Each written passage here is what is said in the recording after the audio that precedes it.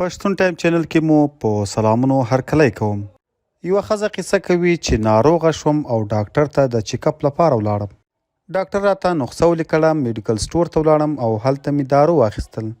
دغه دارو مې ټول وخوړل، خو د ګټې پر ځای راته ډېر نقصان ورسول.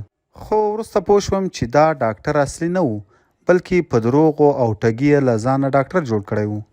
بل ډاکټر ته ولاړم، همداسې هغه هم دوایي راکړه او میډیکل سټور ته ولاړم. هغه میډیکل سټور چې کومه دوایي راکړه هغه مې هم ټوله وخوړه، خو بیا هم جوړه نه شوم. دا ځل ډاکټر اصلي و، بلکې د میډیکل سټور والا را سره ټګي کړې وه. هغه راته 2 نمبر دوایي راکړې وه، کومه چې د کمپنۍ پر ځای په یو کور کې جوړه شوې وه. همداسې له دغو دارو سره مې هم فرق ونه کړ او ښه نه شوم.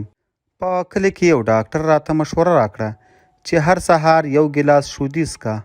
ما هم همداسې د شیدو په څښلو باندې پیل وکړ، خو شیدو هم هیڅ ګټه ونه کړه. همداسې وروسته پوه شوم چې په شیدو کې هم ټګي وه. له هغه کس نه چې ما شودي اخیستې، هغه په دغو شیدو کې 3 برخې اوبه ورګډولې. د ژوند په بېلابېلو برخو مې انسانانو له ژوندانه څخه زړه راتور کړ. نو بالاخره بازار ته ولاړم او ښه ډېر زهر مې واخیستل. د شپې لخوا مې یوه وصیتنامه هم ولیکله او د خپل بالښت لاندې مې کېښوده، هسې نه چې زما د مرګ پر تور په ټګۍ کې سبا بل څوک ونیول شي. او همدا له بازاره راوړي زهر مې وخوړل او د خپل د مرګ انتظار مې کول. خو بیا هم مرګ زما په لور رانغی. وروسته پوه شوم چې په زهرو کې هم ټګي شوي وه.